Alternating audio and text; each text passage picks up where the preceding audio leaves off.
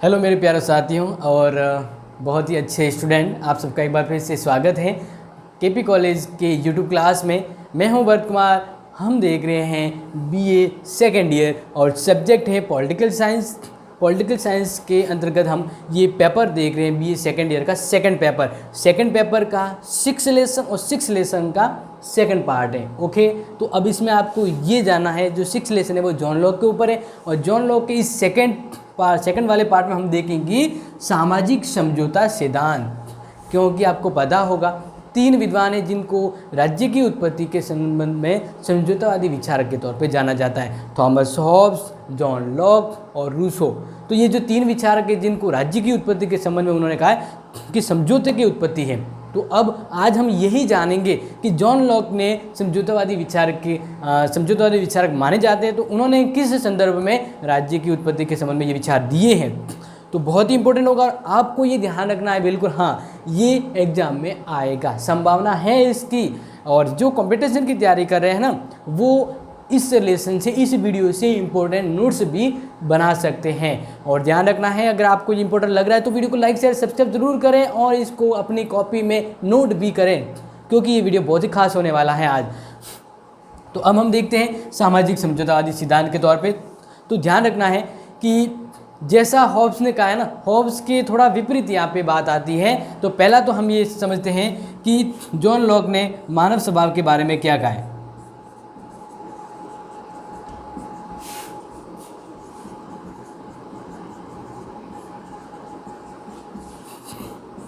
देखिए यहाँ पे एक चीज़ ध्यान रखना है, जो बात थॉमस हॉब्स के समय हुई थी वो चीज़ यहाँ पे कंपैरिजन में हम तुलनात्मक रूप में देखेंगे।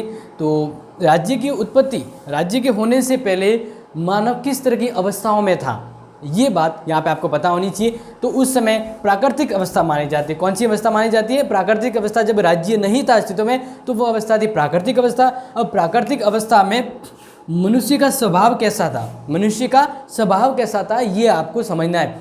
तो जो अपने थॉमस हॉब्स है, उसने तो मानव के नेगेटिव विचारों को विशेष तौर पे फोकस किया है। कहा है कि मानव स्वार्थी और भ्रष्ट और कह सकते हैं पूरी तरह से नेगेटिव विचारों से प्रभावित था, और इस तरह से उन्होंने मानव के नेगेटिव पक्ष को ज़्यादा उजागर किया है। लेकिन यहाँ पे आपको ध्यान रखना है, थॉमस हॉब्स की अपोजिट यहाँ पे जॉन लॉक ने कहा है कि नहीं, मानव है वह बहुत ही बढ़िया, शांत प्रिय और अपने अधिकार, अपने कर्तव्यों का पालन करने वाला है। तो ये चीज़ आप यहाँ पे ध्यान रखेंगे। यहाँ पे मनुष्य की अच्छाइयों के बारे में कहा गया है।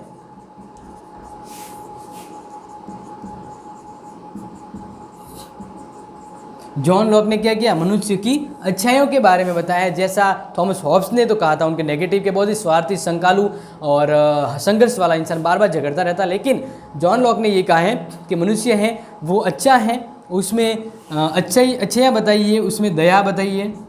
दया जो जैसे गुण, दया के साथ साथ यहाँ पे बताए हैं कि वह अपने अपने मित्रों के साथ अच्छा व्यवहार करता है, यानी सहयोगी व्यवहार।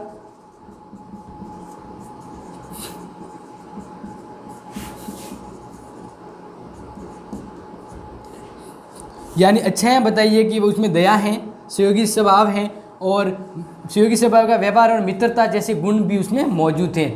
तो इस तरह से हम देखते हैं कि एक पहली बात तो यही आती है कि जॉन लॉक है ना, जॉन लॉक ने मनुष्य की कौन से गुणों के बारे में ज़्यादा फोकस किया है? मनुष्य को उसने एक सकारात्मक प्रवृत्ति माना है,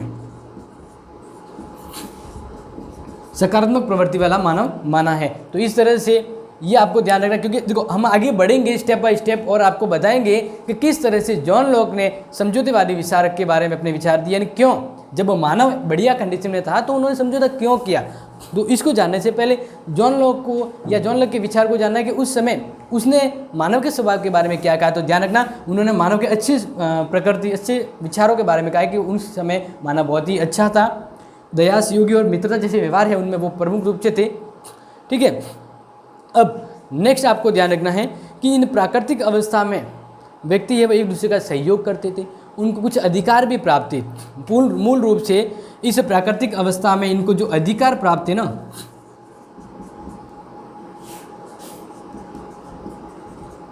ये 3 अधिकार आपको ध्यान रखना है बहुत ही अच्छे तरीके से कि व्यक्तियों को प्राकृतिक अवस्था में भी 3 अधिकार प्राप्त थे। प्राकृतिक अवस्था में व्यक्तियों को 3 अधिकार प्राप्त थे।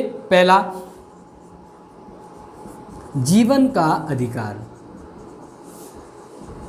ये ध्यान रखना है, आप बिल्कुल इसको ध्यान रखेंगे, ये इंपॉर्टेंट है, क्योंकि प्राकृतिक अवस्था में जॉन लॉक ने कौन सी 3 व्यक्तियों के अधिकारों के बारे में कहा है, ये आपको जानना जरूरी है और एग्जाम में ये पूछा जाता है। दूसरा है स्वतंत्रता का अधिकार।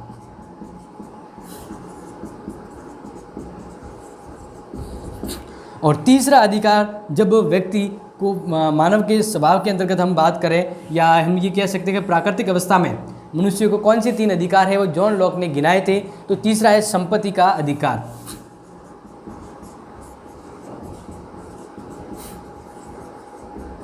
संपत्ति का अधिकार। तो ये 3 अधिकार है, वो व्यक्ति को उस प्रारंभिक अवस्था में भी प्राप्त थे। पहला हो गया जीवन का अधिकार, दूसरा हो गया स्वतंत्रता का अधिकार और तीसरा हो गया संपत्ति का अधिकार। यानी ये तीनों अधिकार तो थे, इसके उपरांत भी समझौता हुआ है।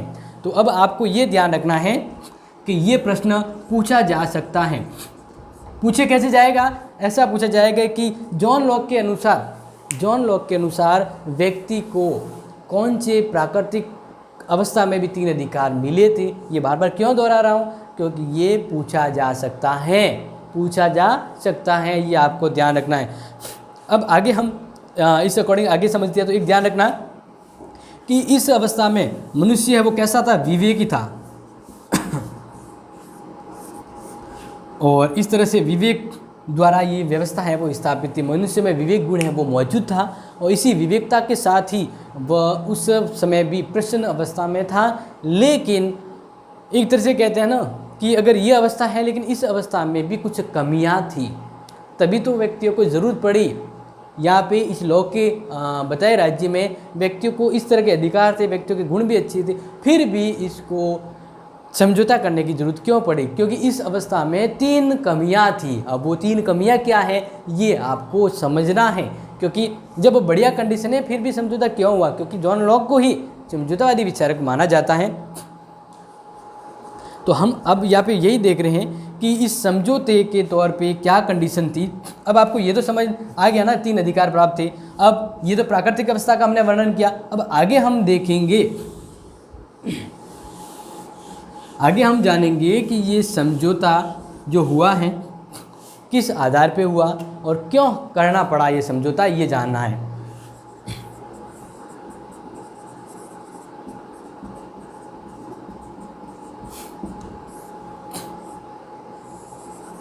तो आपको ये समझना है, ठीक है। अब समझौता करने की ज़रूरत क्यों पड़ी? तो व्यक्तियों की इस प्राकृतिक अवस्था में भी व्यक्तियों को 3 कमी महसूस हुई।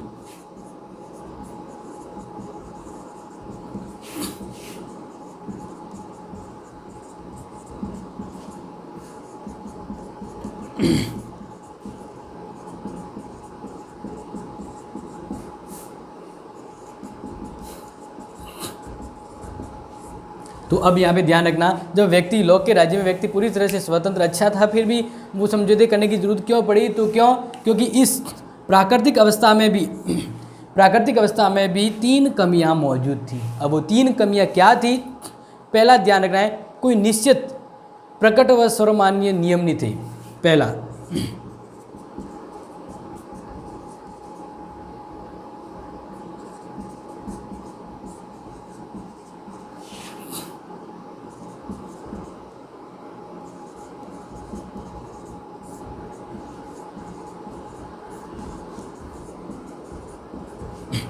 पहला चीज़ आप ध्यान रखेंगे, क्योंकि प्रश्न ये भी आता है कि जॉन लॉक के समझौता विचारक में लोगों ने समझौता क्यों किया? ऐसे क्या रीजन थे, ऐसे क्या वजह थी जिस वजह से जॉन लॉक के समझौतावादी राज्य में लोगों ने समझौता किया? तो पहला कारण था कोई निश्चित कह सकते कोई निश्चित प्रकट व सर्वमान्य नियम नहीं थे। क्या नहीं थे? नियम। ध्यान रखना, नियम नहीं थे। नियम क्या कहने का मतलब है कि इस व्यवस्था में कोई कानून जैसा कोई सिस्टम नहीं था, ऐसे कोई नियम नहीं थे जिसको फॉलो किया जाए तो कभी भी कोई अगर परेशानी हो जाए तो उस नियम को फॉलो किया जाना चाहिए। तो ऐसा नियम कोई नहीं था वहाँ पे, ये कंडीशन रही। दूसरा, क्या ऐसी कमी थी जब समझौता करना पड़ा? तो तो दूसरा आप ध्यान रखेंगे। दूसरा था जिस वजह से उन्होंने ये समझौता किया वह था उचित अनुचित का नियम, या उचित अनुचित करने वाले, या कह सकते हैं कि कोई उनकी देख रेख करने वाला नहीं था। तो इस अवस्था में हम कहेंगे कि कोई प्रकट और निष्पक्ष निर्णायक नहीं।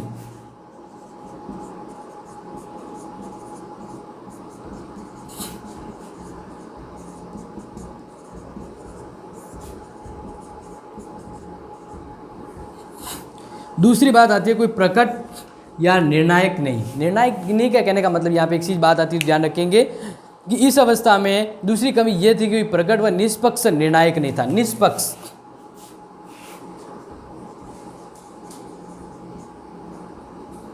मान लीजिए किसी ने गलत कर दिया, अब गलत किसी ने कर दिया है, सॉरी या ऐसा कुछ हो गया, तो उसको निर्णय देने वाला कौन होगा, और निर्णय देने वाला भी निष्पक्ष होना चाहिए। दो व्यक्ति है, जब दोनों में कोई विरोध हो गया है तो कौन कहेगा कि ये सही है ये गलत है, निष्पक्ष रूप में उसका निर्णय करने वाला कौन है।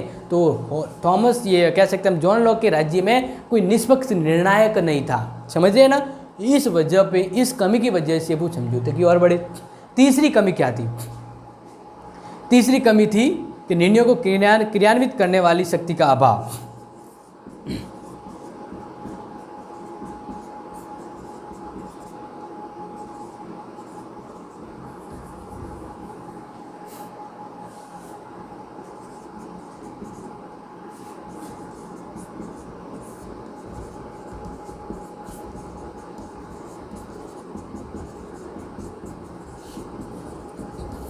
ओके, तो अब आप ये समझ गए होंगे, ये तीन ऐसी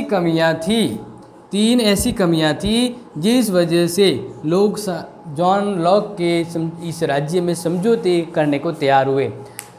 कौन सी तीन कमियां थी? वापस दोहरा देता हूँ और ध्यान रखिए। तीन कमियां थी। पहली, कोई निश्चित प्रकट व सर्वमान्य नियम नहीं थे जिसको लोग फॉलो करें। कोई प्रकट या निष्पक्ष न्याय करने वाला नहीं था कि भाई सही गलत को बता सके। और एंड तक जो कमियां थी वो थी कि निर्णयों को क्रियान्वित करने वाली शक्ति नहीं थी। मान लीजिए कोई कानून बना दिया, कोई नियम बना दिए, अब उस नियम को लागू कैसे करें? क्योंकि देखो, अब व्यवस्था तभी कायम होती है जब व्यवस्था लोगों के लिए बनाई जाती है और इसका देख रेख करने वाला कोई होता है। जैसे वर्तमान में सरकार कोई नियम कायदे बनाती है और सरकार के द्वारा व्यवस्था की गई कि उसका नियम को पालन किया जाए, तो इस यहाँ पे नियम को पालन करवाने वाला कोई नहीं था। तो ये तीन कंडीशन ऐसी थी जिस वजह से जॉन लॉक के राज्य में लोगों ने समझौते करने का सोचा। अब नेक्स्ट इंपॉर्टेंट चीज़ है जो ध्यान रखना है, जॉन लॉक के इस समझौतेबाजी राज्य में लोगों ने दो प्रकार के समझौते किए। जिस समझौता जिससे हुआ, दो प्रकार का समझौता हुआ, तो वो आपको यहाँ पे जानना जरूरी है। तो नेक्स्ट हम देखते हैं आगे, ये इंपॉर्टेंट है नोट्स की तरह। अब ये तो आप समझ गए होंगे कि इस समझौते के अंतर्गत, यानी समझौता क्यों हुआ? क्योंकि दो कमियां थी। अब इन दो कमियों के निवारण के लिए ही जॉन लॉक के इस समझौतेवादी राज्य में लोगों ने समझौता किया। अब इस समझौते के तहत अगर आपको देखना है कि क्या विशेषता है, जॉन लॉक के इस समझौते में क्या विशेषता है, तो इसके अंतर्गत लोगों ने दो तरह के समझौते किए हैं, ध्यान रखेंगे। तो पहला समझौता किससे हुआ? समाज से हुआ है, और दूसरा समझौता किससे हुआ? सरकार से हुआ है। हाँ बिल्कुल ध्यान रखेंगे, ये इंपॉर्टेंट है, इसलिए यहाँ पे मैं बारी बारी से बता रहा हूँ।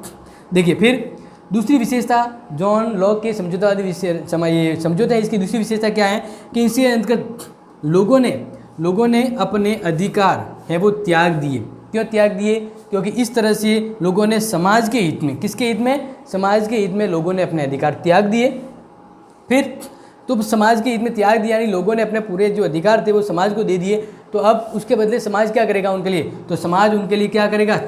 सामूहिक रूप में, यानी सामूहिक रूप में उनके हितों की सुरक्षा और ध्यान रखेगा। ये राज्य के साथ बॉन्डिंग हुई उसकी। फिर तीसरी विशेषता है इस जॉन लॉक की, और इसमें सरकार के साथ जब समझौता हुआ ना, सरकार या शासक से समझौता हुआ, तो इसके तहत लोगों ने कानून बनाने के या नियम वगैरह तो उसकी देख रेख के लिए, क्योंकि तीन कमियां थी ना कि कानून है वो कानून कौन बनाएगा, कानून की व्याख्या कौन करेगा निष्पक्ष रूप में, तो ये पूरे अधिकार उस सरकार को सौंप दिए। और सरकार से अपेक्षा की गई ये इन चीज़ों का ध्यान रखने के अलावा सरकार क्या करेगा? उन लोगों की संपत्ति की, स्वतंत्रता की और जीवन की सुरक्षा करेगा। यानी ये दायित्व किसके पास रहेगा? जॉन लॉक के राज्य के अंतर्गत सरकार के पास ही रहेगा। यानी सरकार लोगों की संपत्ति, स्वतंत्रता और जीवन की सुरक्षा करेगी। अब यहाँ पे तीसरी बात आती है, चौथी बात आती है कि शासक है वो मर्यादित रहेगा, नियंत्रित। जो हॉब्स का राज्य था ना, हॉब्स के राज्य में जो राज्य है और राज्य के अंदर जो शासक है वो निरंकुश है। निरंकुश संप्रभुता का जो थॉमस हॉब्स ने समर्थन किया, लेकिन जॉन लॉक ने यहाँ पे सरकार को भी नियंत्रित अवस्था में रखा है। इस तरह से जॉन लॉक ने राज्य के अंतर्गत दो मतलब विभाजन किया है, समाज और सरकार का। यानी जब जॉन लॉक ने यहाँ पे एक बहुत ही अच्छी बात ये कही है कि इस यहाँ पे व्यवस्थाओं के विभाजन किया है। विभाजन की बात ये आती है कि जॉन लॉक ने राज्य और शासन के बीच फर्क किया है। जैसे एक तरह का समाज बना था, दूसरा शासन बना था, यानी सरकार बनी थी। जो समाज और राज्य दोनों की अलग अलग बात आती है। तो ये दोनों यानी शक्ति का विभाजन जॉन लॉक ने बहुत अच्छी तरीके से किया है। और जॉन लॉक के इस राज्य में शासक वो मर्यादित रहेगा, नियंत्रित रहेगा। अगर जॉन लॉक के इस समझौतेवादी राज्य में जो सरकार है, जिसको जो दायित्व दिया गया, उस दायित्व का अगर वो पालन नहीं करती है तो लोगों को ये अधिकार होगा कि वह सरकार को दिए गए अधिकार है या शक्ति वापस छीन सकती है। जैसे वर्तमान में अगर देखें, कोई सरकार है जो इलेक्शन होकर जीत के आती है, लेकिन सरकार से काम नहीं कर पाती है, तो लोग उस सरकार को वापस गिरा सकते हैं या सरकार से वो शक्ति ले सकते हैं। तो ऐसे ही जॉन लॉक के राज्य में जॉन लॉक ने खुद लोगों को ये अधिकार दिया है कि अगर सरकार सही तरह से कर्तव्यों का पालन नहीं करती है तो लोगों को ये अधिकार है कि उस शासक से, उस सरकार से वो अधिकार, वो शक्ति छीन सकते हैं और उस व्यक्ति को दें जो उन बातों का, उन शक्तियों का या उन कर्तव्यों का जो कंडीशन तय हुई है उसका पालन कर सके। तो ये चीज़ें आपके दिमाग में क्लियर हुई होगी, ठीक है ना। समझौतेवादी राज्य के अंदर क्या कंडीशन रही है। अब हम नेक्स्ट आगे जब देखेंगे तो ये जानेंगे कि समझौतेवादी राज्य के अंतर्गत ये जो इम्पोर्टेंट चीज़ थी वो डिस्कस कर दी। नेक्स्ट ये देखना है कि जॉन लॉक के राज्य की और क्या विशेषता रहती है। तो अगर आपको कन्फ्यूजन रह जाता है, इस वीडियो में कुछ समझ नहीं आया, तो मिलेंगे नेक्स्ट वाली वीडियो में। तब तक आपके कुछ कमेंट है तो कमेंट बॉक्स में लिख दीजिए और इसका सॉल्व आउट नेक्स्ट में करेंगे, ठीक है ना। तब तक के लिए thank you and have a nice day.